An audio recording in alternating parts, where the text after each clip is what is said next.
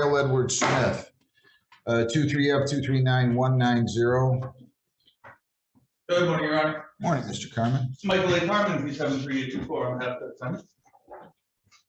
Mr. Smith, your name? Kyle Edward Smith. I'm gonna need Emily in here, please. Okay, sir. So let me recap here. On March the 9th, which was about 3.5 weeks ago, I placed the defendant on probation for 12 months. The underlying charges operating while impaired. He now is in front of me on a violation that alleges he failed to refrain from consuming alcohol or drugs, testing positive. I'm sorry, failing to refrain from consumption of alcohol, testing positive on March the 12th. That is the first charge, and then we have counts 2 and 3. Count 2, failed to refrain from use of controlled substances, testing positive for THC on March the 12th, and then failing to comply with travel instructions, submitting the late PBTs on SoberLink devices on March 17, 18, 19, and 20 of 23. So we have 2 technical violations, plus we have a third that contains 4 different violations. So essentially he has 6 violations not arising out of the same event, transaction, or occurrence. I suppose I will count the use of testing positive for both the cocaine and alcohol. That's a little closer call. Probably really doesn't arise out of the same, but I'll count it as the same because although he used alcohol once allegedly and controlled substances, or in this case marijuana, a second time, causing him to test positive, they both arose from the violation or the positive readings on the test. So I'll count it as 5 violations. Your name? How is he going to proceed? Your Honor, he will plead guilty, and I'd like to give an explanation on his behalf. Your Honor, you mentioned cocaine. Did you just mean the marijuana? Did I say cocaine? I'm sorry. Okay. Marijuana. Just want to clarify. So he tested positive for alcohol and marijuana. I apologize if I said cocaine. It's Monday morning. Right? Understood, Your Honor. Okay. What is he going to do? Plead guilty? Is that what you said? Yes, Your Honor. Then I'd like to give an explanation to court. Is that what you would like to do? Yes, Your Honor. If you plead guilty to these, as I explained to your lawyer, there's 5 technical violations. So essentially your probation could be revoked and you could be incarcerated for up to 93 days. Do you understand that? Yes, Your Honor. Did you sign, read, and understand the advice of rights? Yes, Your Honor. If you plead guilty, you will be giving up all of those rights and there will not be a hearing or a trial. Do you understand that? Yes, Your Honor. All right. And are you sure this is how you wish to proceed? Yes, Your Honor. To the charge that you tested positive for alcohol on a chemical test of March the 12th of 23, how do you plead? Guilty, Your Honor. Did you consume alcohol within 72 hours of that test? No, Your Honor. I took over the counter. I'm sorry. You tell me you didn't consume alcohol? You're not gonna, this is not a Nikeable story or anything like that, is it? An over the counter cough syrup? This is not the allegation here, is it? No, sir. Why are you pleading guilty if you didn't drink alcohol? Well, Tell me why you're pleading guilty if you didn't drink alcohol. Because I got sick that week, Your Honor, and cough syrup. It's a cough syrup story. Cough syrup. Listen, you don't have to plead guilty. We can have a hearing. We can have a hearing. You don't need to plead guilty. If you want to have a hearing, I'll have a hearing. I have no issue with that. Would you rather have a hearing? No, Your Honor. I only want people pleading guilty that are guilty. If you don't want to plead guilty, I have no issue with it. Well, Your Honor, I'm taking complete responsibility for the alcohol. Listen.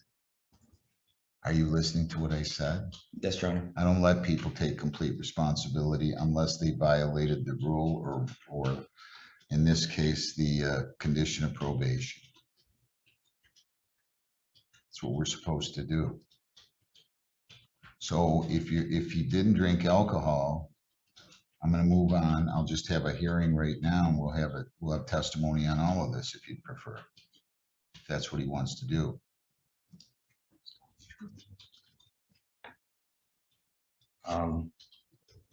No, Your Honor, I'd like to plead guilty. Do you understand the possible penalties? Yes, So I'm gonna ask you again, the charge count 1 that you failed to refrain from consuming alcohol. How do you plead? guilty, Your Honor. Did you consume alcohol within 72 hours of March the 12th of 23? Not the beverage, Your Honor, no. To the charge count 2 that you failed to refrain from consuming drugs, to that charge, to the charge that you failed to refrain from consuming, in this case, marijuana within 3 days preceding March the 12th, how do you plead? Guilty, Your Honor. What did you consume? Marijuana-wise? Yeah, you did consume marijuana. You agree with, say, within 10 days of the date of that incident? Yeah, yes, Your Honor. And as to count 3 that you failed to comply with travel instructions, how do you plead? Guilty, Your Honor. How did you fail to comply with travel instructions? Well, Your Honor, long story short, we were in DC. So we were going to the monuments, the Capitol, and just some of those places, it's not quite as easy to take a handheld bag or, something inside in which I could have had the apparatus. So, and the ladies at the house arrest place told me, I mean, if you miss a test, now they frowned upon it, obviously, but they said, if you miss a test, don't not do it. Just get it done whenever you can. So that's. So the failing to comply with travel instructions was that he had to be on the sober link while in Washington, correct? Correct, and then he did test the day after he returned and it was negative. It would have been the 21st, I believe. So he was supposed to test on what day initially? When was he in DC? He was there the 17th to the 20th. All right, so specifically, did you submit to a 3 p.m. test on March 17th that was to be taken at 5:13 p.m.? Yes, Your Honor. Did you take a 7 p.m. test at 10:03 p.m. and an 11 o'clock test at 12:26 in the morning on March the 18th? Yes, Your Honor. And did you submit to a 2 or 3 o'clock test, actually 11 a.m. test at 2 on March the 18th and a 3 o'clock at 4:37 on March the 18th? Yes, Your Honor. And on March the 19th, did you submit to an 11 a.m. test at 1:33 and then a 3 p.m. test at 6:35 p.m. and a 7 p.m. test at 8:04 p.m.? Yes, Your Honor. And on March 20, did you submit to an 11 p.m. test at 11:49? Yes, Your Honor. Anybody forced you to plead guilty? No, Your Honor. All right, so I'm going to accept your plea to count 1, failure to refrain from consuming alcohol or drugs, specifically drugs. I'm not accepting it as to count. I'm accepting it as to count 2, I should say, which is the drugs. I'm accepting it as to count 3, failure to submit timely blows on the sober link. Anybody forced you to plead guilty? No, Your Honor. All right, accept your plea again as to count 2 and 3. We can have testimony on count 1. I'm going to ask you to raise your right hand. You solemnly swear or affirm under penalty of perjury the testimony you've given these proceedings will be the whole truth self you've got. I do. All right, you can go ahead and proceed, and then Mr. Kerman, you can ask any questions. Going out the lab results that on March 12th, 2023, Mr. Smith submitted to an ETG test, and the lab came back confirmed at 1,502 nanograms per milliliter, and the ETS came back at 1,251 nanograms per milliliter. In my professional opinion, it's high to suggest any sort of cough medicine. Do you have any questions of her? Oh, well, I mean, Ms. Tessino, you said the ETS was at what figure? I don't have it on here. ETS was 1,251 nanograms per milliliter. 1,251. Is there Yes. an error rate on that? Not to my knowledge. I could schedule the lab to come in and speak on that. Well, I mean, the ETS, how exactly does it work? So the ETG is the initial screen that they put the instant test through, and then the ETS is like the secondary test to confirm the ETG. Okay, so I guess let's start with the ETG. How does that work, like scientifically? I would need the lab for that. Okay. I'm no scientist. Okay, well, let me put it this way. You're familiar, you're well familiar with ETG and ETS testing. Correct. I assume you've seen them performed a number of times. Correct. So I guess based on that experience, a reading of 1,502 nanograms per milliliter. In practical terms, like how many drinks would that be? How much alcohol are we talking about? To put it in somewhat perspective, so the cutoff is 500. So anything below 500 would be considered negative, and that's kind of like, if it was cost syrup below 500, it would have come back negative. Anything above 500 is considered positive, so he's almost 3 times the cutoff. Okay, but I mean in terms of like actual drinks, you said 500 is the cutoff. Like standard drinks wise, what would 500 be? I can't speak to that. I mean, people's bodies metabolize things differently, your weight, all that would play a factor in that. Okay, but if it is some type of cold medicine, like Benadryl, Sudafed, something like that, it is possible that that would be detected to a point with the ETG. Correct.